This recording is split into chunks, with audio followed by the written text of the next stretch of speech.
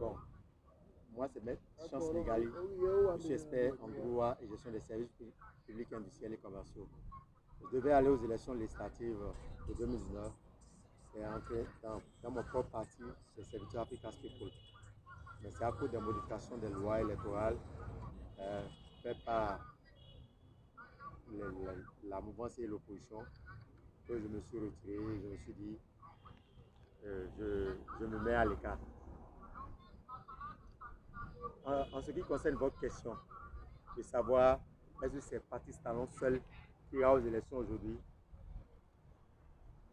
je vais d'abord d'entrée, il faut que je vous fasse une petite clarification.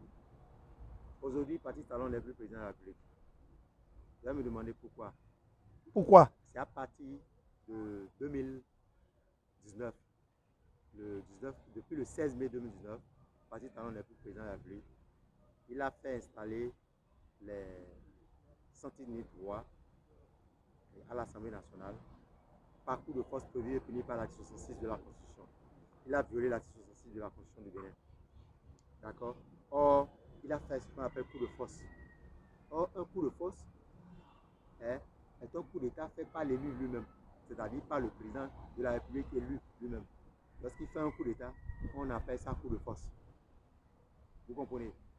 Donc, en réalité, aujourd'hui, à l'heure où nous parlons, il n'est plus président de la République. Mais puisque nous avons pris des institutions crédibles au Bénin qui peuvent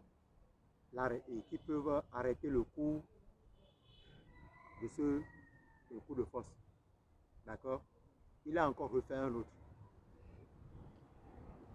Parce que la CEDEAO s'en est opposée par rapport au premier coup de force. Maintenant, la francophonie s'y est mêlée.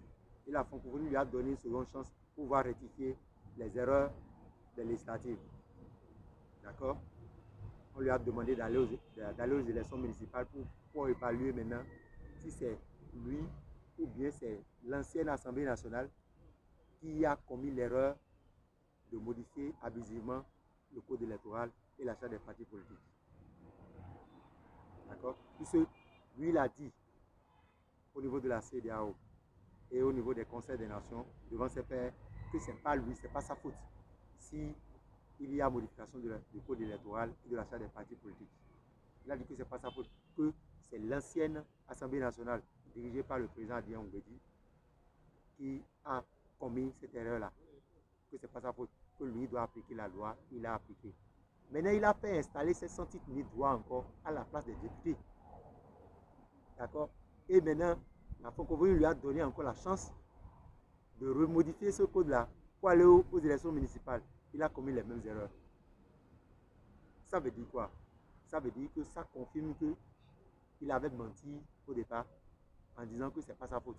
D'abord, au départ, là, qui avait introduit le projet de loi à l'Assemblée nationale, c'était lui. D'accord? Et il a même assumé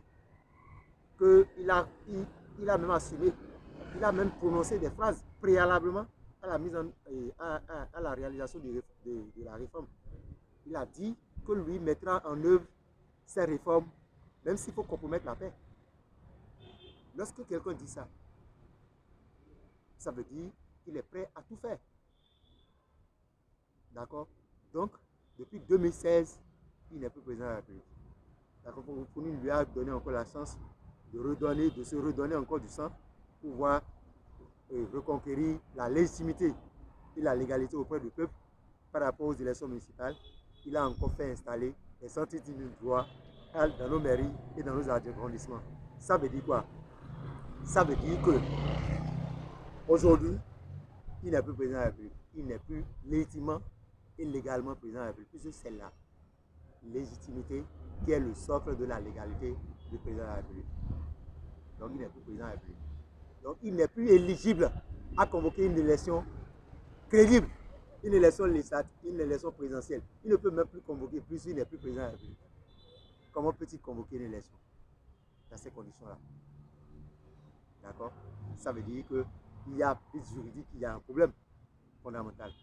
Même si il convoque encore avec force aujourd'hui les élections, toute personne qui sera issue de ces élections-là comme président, qui va se dire président de la République, ne sera plus président de la République, n'aura même pas la légitimité tant qu'il n'y a pas encore déguerpissement de ceux qui sont à l'Assemblée et de ceux qui sont dans nos mairies.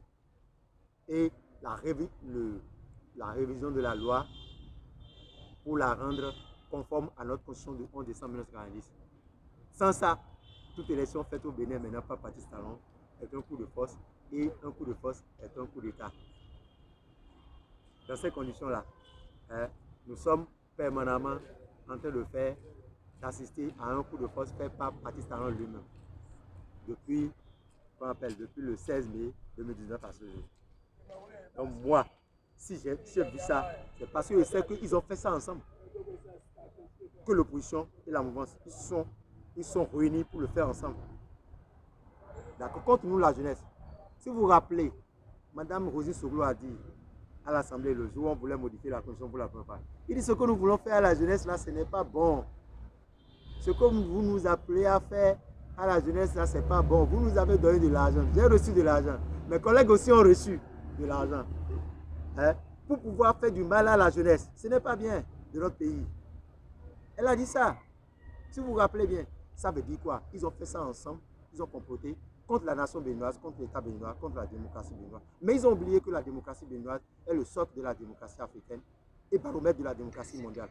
Vous allez constater que lorsqu'on a un problème de démocratie au Bénin, tous les autres pays du monde ont commencé par avoir des problèmes de démocratie. Voilà pourquoi je vous dis aujourd'hui qu'il n'y aura plus même pas élection en 2021. Mais moi, j'attends les forces des armées béninoises. C'est eux aujourd'hui, lorsqu'il y a modification, lorsqu'il y a trouble à l'ordre public, aujourd'hui, il y a trouble à l'ordre public constitutionnel. Ça veut dire quoi? L'ordre public maintenu, prévu par la Constitution, a été troublé par le président de la République lui-même, par Patrice Talon lui-même. Vous n'avez pas compris? Ça veut dire quoi? Il a violé la Constitution, il a troublé l'ordre public. Et qui peut maintenir l'ordre public au Bénin? Qui a la compétence pour maintenir l'ordre public? C'est les forces de l'ordre, c'est les forces armées béninoises. C'est pour ça que moi j'attends leur réaction jusqu'à maintenant. Je vous remercie.